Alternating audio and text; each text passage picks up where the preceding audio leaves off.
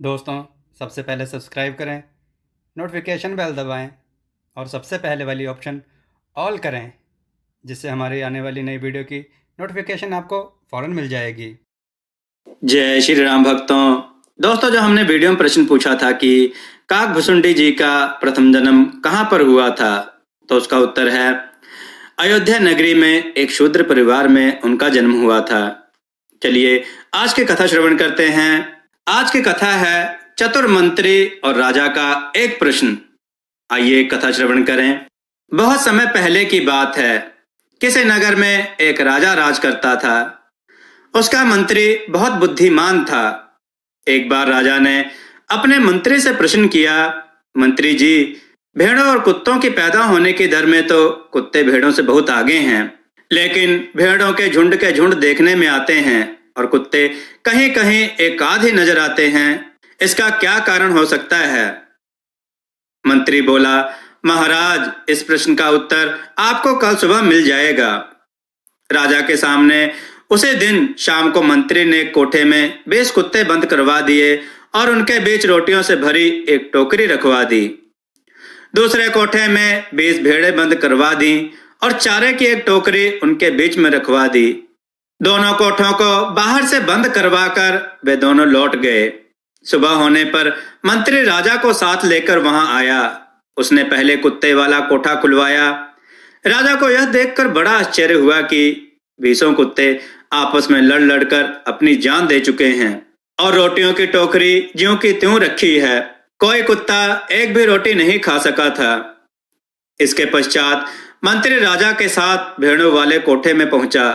कोठा खोलने के पश्चात राजा ने देखा कि 20 भेड़ें एक दूसरे के गले पर मुंह रखकर बड़े ही आराम से सो रही थीं और उनकी चारे की टोकरी एकदम खाली थी।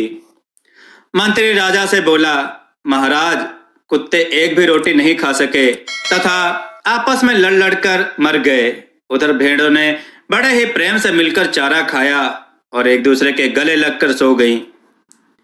यही कारण है कि भेड़ों के वंश में वृद्धि है, समृद्धि है। उधर कुत्ते हैं जो एक दूसरे को सहन नहीं कर सकते। जिस बिरादरी में इतनी घृणा तथा द्वेष होगा, उसकी वृद्धि भला कैसे हो सकती है?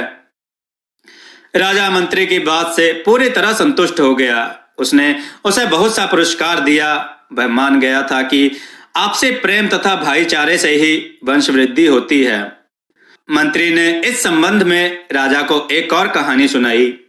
एक बार ब्रह्मा जी ने देवता तथा असुरों की एक सभा बुलवाई। सभी देवता तथा दानव ब्रह्मा जी के दरबार में उपस्थित हुए।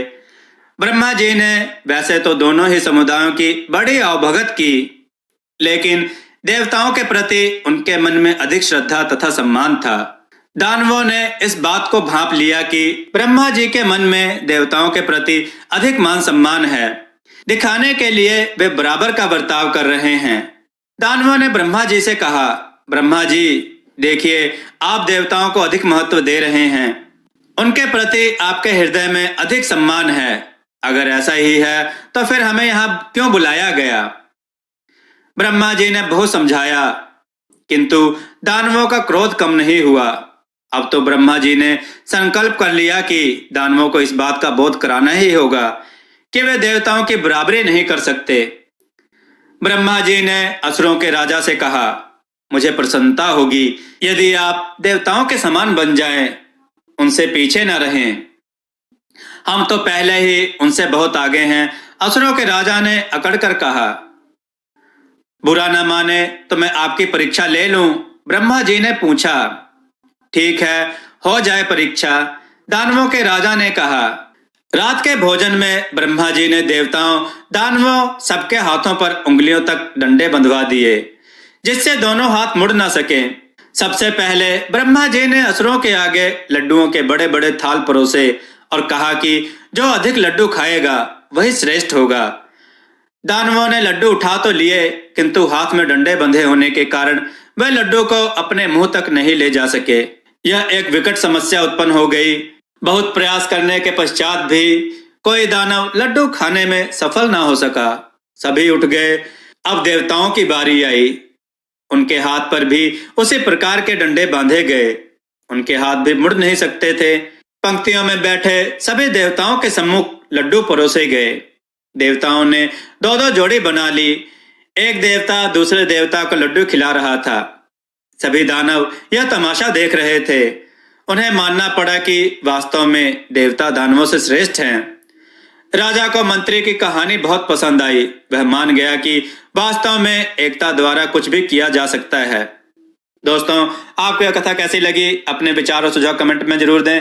हमारी कथाओं को लाइक करें, हमारे चैनल को सब्सक्राइब करना ना भूलें। हमारी कथाओं को शेयर जरूर करें जिससे लोगों को उत्तम ज्ञान प्राप्त हो। जय श्री राम भक्तों।